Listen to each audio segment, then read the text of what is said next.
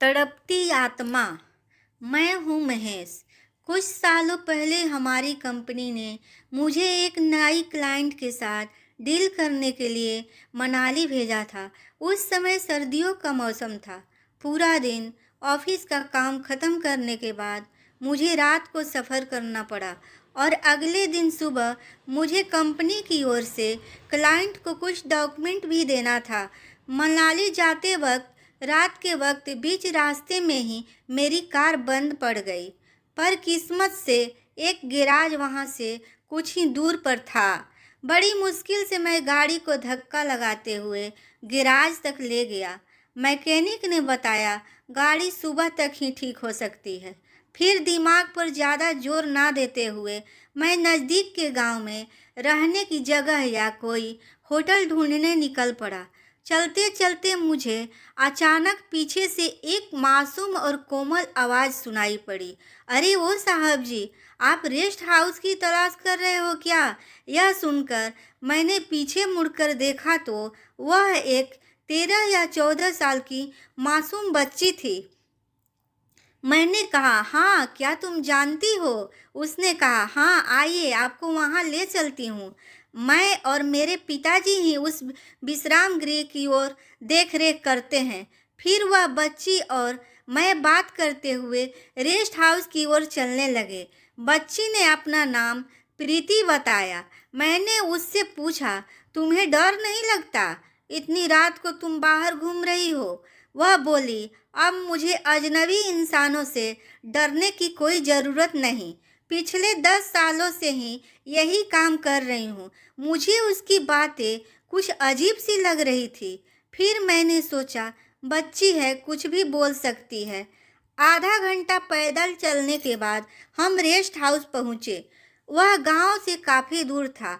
वहां पहुंचने के बाद प्रीति ने मुझे बताया कि उसके पिताजी काम से बाहर गए हैं और शाम तक आने वाले थे, पर मौसम अचानक खराब होने से शहर में ही फंस गए हैं और आज सुबह तक लौट आएंगे।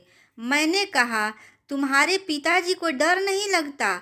एक छोटी बच्ची को अकेले छोड़कर जाते हैं। वह बोली, यही तो गलती थी पिताजी की। उसने फिर से अजीब और डरावनी आवाज़ में बात करना शुरू किया, लेकिन उसे अनदेखा करते हुए मैं कमरे में चला गया। थोड़ी देर बाद प्रीति खाना लेकर आई। मेरे खाना खाने के बाद वह रूम में मेरे पास आकर बैठी। उस वक्त मैं अपने ही ख्यालों में खोया हुआ था। तभी प्रीति अचानक से मेरे पैर दबाने लगी। मैंने उसके हाथ पकड़े और पूछा, यह तुम क्या कर रही हो? वह बोली, पैर दबा रही हूँ। आप थके हुए हैं ना? वह मासूम निगाहों से मेरी तरफ देख रही थी। मैंने कहा, देख छोटी, ना ही तो मैं थका हूँ और ना ही मैं तुमसे कभी अपना पैर दबवा सकता हूँ। वह बोली, क्या मैं इतनी बुरी लड़की हूँ? मैंने कहा, नहीं रे पगली, तुम मेरी छोटी बहन जैसी हो और हमारे यहाँ छोटी बहनों से पैर नहीं दबवाते।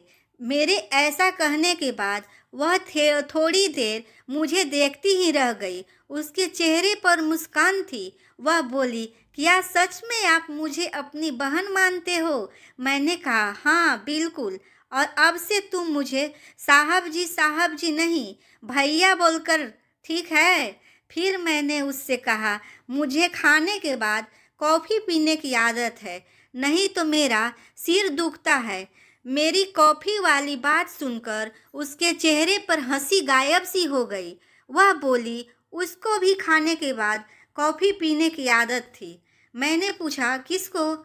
उसने मेरी बात का कोई जवाब नहीं दिया और तुरंत कॉफ़ी लाने चली गई। थोड़ी ही देर में वो कॉफ़ी लेकर हाजिर हुई।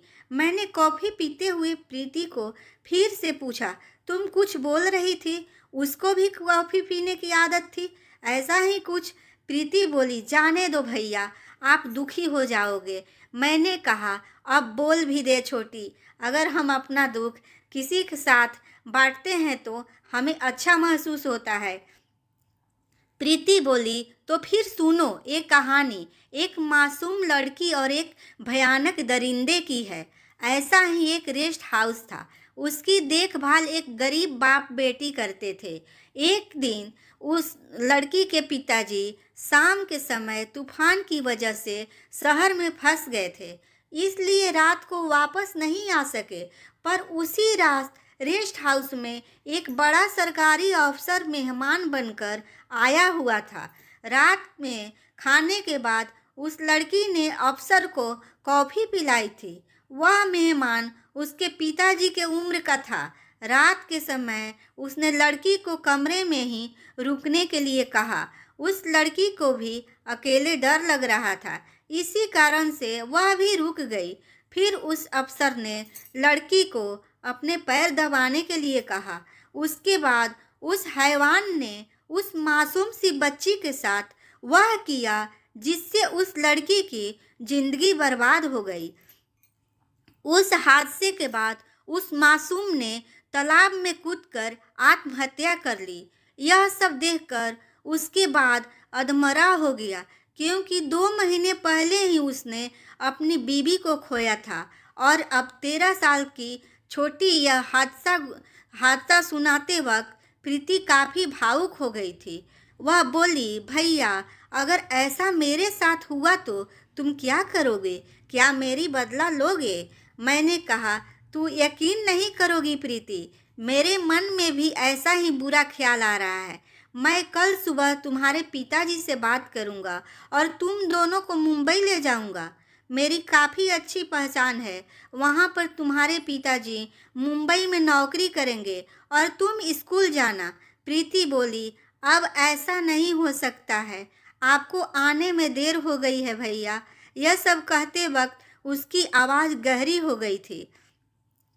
मैंने पूछा, क्यों नहीं हो सकता? वह बोली, बस है कोई कारण। मैंने कहा, भगवान न करे तेरे साथ अगर ऐसा कुछ हुआ तो मुझे वादा कर कि तू कभी गलत कदम नहीं उठाएगी, तुम मेरे आने का इंतज़ार करेगी। तेरा भाई अभी जिंदा है। यह कहते हुए मैं खुद भी भावुक हो गया था। प्रीति की आंखें भर आई। वह बोली, तुमने मुझे शांत कर दिया भैया, तुमने मुझे शांत कर दिया। मैंने उसके सर पर हाथ रखा तो वह बच्ची मेरे सीने से लगकर रोने लगी। मैंने कहा, अरे पगली, तू रो मत, मैं सुबह तेरे पिताजी से बात करूँगा, फिर सब ठीक हो जाएगा। प्रीति बोली, सब ठीक हो गया है भैया, मुझे उसकी बात समझ नहीं आई। मैंने कहा, सब ठीक हो गया है तो रो क्यों रही है? वह बोली, ये खुशी के आंसू हैं। मैंने घड़ी पर नज़र डाली तो रात के 2 बज रहे थे। मैंने उससे कहा, चल अब रात बहुत हो गई है, सो जा। वह रूम के बाहर जाने लगी तो मैंने उसे रोका और कहा, तू यहीं बेड पर ही सो जा, नहीं तो मैं नाराज़ हो जाऊंगा, क्योंकि तू बाहर अकेली रात भर डरती रहेगी। मेरे ऐसा कहते ही प्रीति मुझे मना नहीं कर पाई।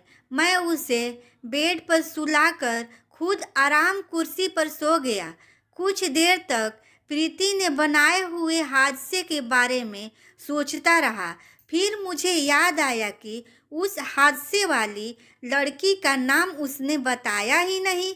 बाद में सोचा कि कल सुबह पूछ लूँगा। सुबह सुबह मेरी नींद पक्षियों के चहकने की आवाज़ से खुली और मैंने जब बेड पर देखा तब प्रीति वहाँ नहीं थी, दरवाज़ा खुला था।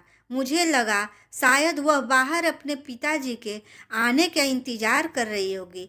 फिर मैं ताज़ी हवा खाने और प्रकृति को निहारने के लिए बालकनी में गया। वहाँ से नीचे देखा तो गांव के कुछ लोग इमारत के नीचे खड़े थे और सभी मेरे तरफ आश्चर्य तथा डर की भावना से देख रहे हैं। मैंने उन सभी को हाथ जोड़कर राम राम किया। उसमें से सबसे बुजुर्ग आदमी ने मुझे इशारा करके नीचे बुलाया।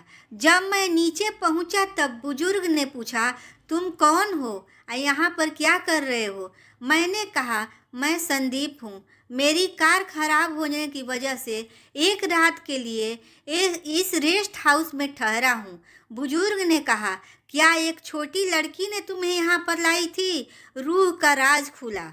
उस समय जब मैंने हाँ में जवाब दिया था तब वो सुनते ही सभी के चेहरे के रंग उड़ गए। मैंने पूछा, क्या हुआ? सब डरे हुए क्यों लग रहे हैं? बुजुर्ग बोले, तुम सामान लेकर हमारे साथ चलो, बाकी बातें हम तुम्हें शिव मंदिर में समझा देंगे। उन सब के चेहरे देखकर कुछ कुछ बातें मेरे समझ में नहीं आ रहा था, और मैं जब सामान लेने रेस्ट हाउस में गया तब वहाँ का नज़ारा देखकर दंग रह गया। रात में जिस साफ सुथरे रेस्ट हाउस में आया था वो अब पुराने खंडहर जैसा दिख रहा था। मैंने बिना डरे मेरा बैग और कपड़े समेटे और उसके हाथ साथ शिव मंदिर गया। वहाँ पर गांव के और लोग भी आए थे। मैंने रेस्ट हाउस में जो कुछ हुआ सब बताया और फिर उनसे एक बुजुर्ग उठा और मेरे पैर पड़ने लगा। मैंने कहा, आप ऐसा क्यों कर रहे हो? वो रोने लगे और बोले, तुमने मेरी बेटी की भटकती रूह को मुक्ति दे दी, जो 10 सालों से बदले की आग में जल रही थी। मंदिर के पुजारी ने बताया, जो लड़की तुम्हें रात को रेस्ट हाउस में ले गई थी वो 10 साल पहले मर चुकी है और ये उसी के पिताजी हैं। उसी रेस्ट हाउस में प्रीति की रूह ने ना जाने कितनों की जाने ली। पर तुम अच्छे इंसान हो संदीप। तुमने उसे विश्वास दिलाया कि इस दुनिया में अच्छे लोग भी होते हैं। आज उसकी आत्मा को मुक्ति मिल गई है। यह सब सुनने के बाद मैंने सवाल किया, आपको कैसे पता चला कि रेस्ट हाउस में मैं ठहरा हूँ? रेस्ट हाउस तो गांव से काफ़ी दूर है। उन्होंने मंदिर के तालाब की ओर इशारा करते हुए कहा। प्रीति ने उस तालाब में कूद के आत्महत्या की थी। 10 सालों से तालाब में कोई कमल का फूल नहीं खिला। हमें कलियां तो दिखती थी पर कभी फूल नहीं खिलता था, और हर आदमी की लाश इसी तालाब में सुबह हम निकालते थे, जिसकी नीयत उस 13 साल की लड़की पर खराब होती थी। और आज यह तालाब 10 सालों के बाद कमल के फूलों से भर गया है। इस तरह से सुबह की पहली आरती लेकर मैंने गांव वालों को राम राम कह दिया और अपनी गाड़ी लेकर मनाली चला गया।